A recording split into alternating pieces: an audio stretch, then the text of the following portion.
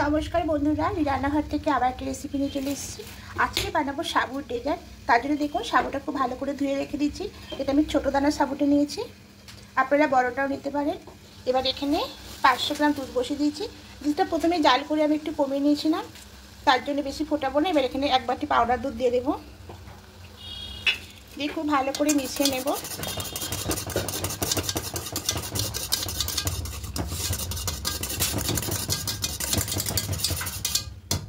খুব ভালো করে মিশিয়ে নিয়েছি। এখানে আমি চিনি দেবো না, গুড়ের বাতাসা দেবো।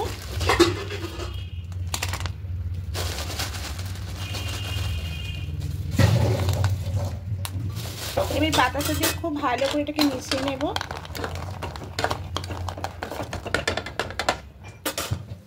দুধটা হবে আর একটু ঘন করে নেব। এটা জাল দিয়ে ফুটিয়ে ফুটিয়ে আর একটু ঘন করে নেব। দেখুন এরকম আছে। আর বাতাসা দিয়ে দেখুন কত সুন্দর কালারটা হয়েছে, এটা খেতেও সুন্দর লাগবে। আর যারা ডায়েট করছেন অবশ্যই গুড় বা বাতাসা দিয়ে করবেন, গুড়ের বাতাসা। আর যারা ডায়েট করছেন না, এখানে আপনারা চিনিটাও দিতে পারেন। দেখুন অনেকটাই ঘন হয়ে গেছে, এটা এবার নামিয়ে নেব।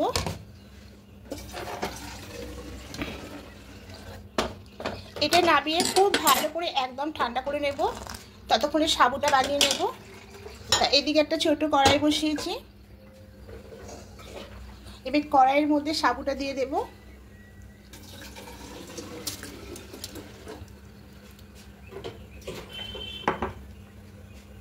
এবার সাবুটা দিয়ে ভালো করে এটাকে একটু ফুটিয়ে সেদ্ধ করে নেব।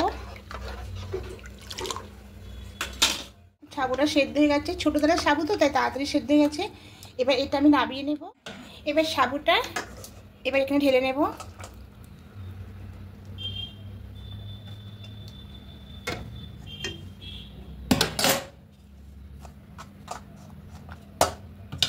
এবার ঠান্ডা জল দেব।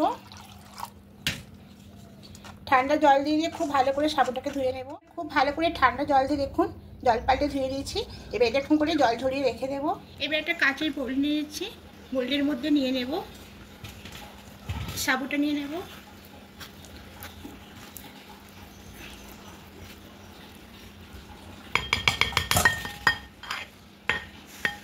এবার এখানে দুধটা দিয়ে দেব।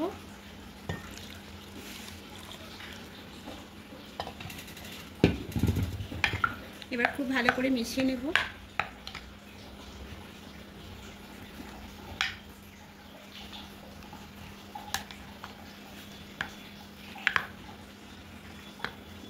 খুব ভালো করে মিশিয়ে নিয়েছি।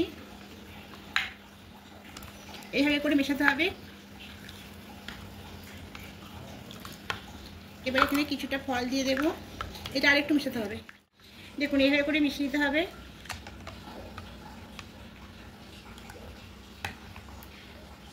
এরকম থাকবে দানাগুলো। এবার কিছু ফল দিয়ে দেবো এর মধ্যে, আপেল কুচি দেব, আঙুর দেব,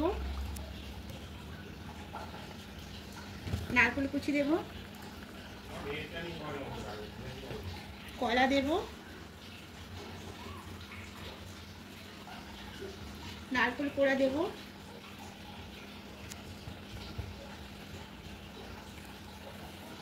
আর বেদানা দেব। খুব ভালো করে মিশিয়ে নেব।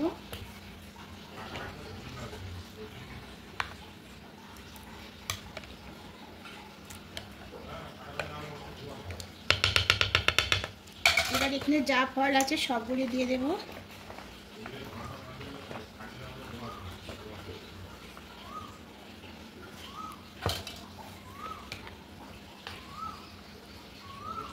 খুব ভালো করে মিক্সড করে নেব।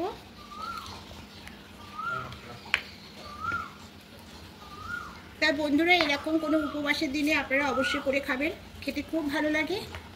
আর এটা এরকম মিক্স করে নেওয়ার পর এটা ফ্রিজে 1 ঘন্টা মতো খুব ঠান্ডা করে নিতে হবে। তা ঠান্ডার পরই খেতে হবে। তো এটা আমি ফ্রিজে 1 ঘন্টা ঠান্ডা করতে রেখে দেবো।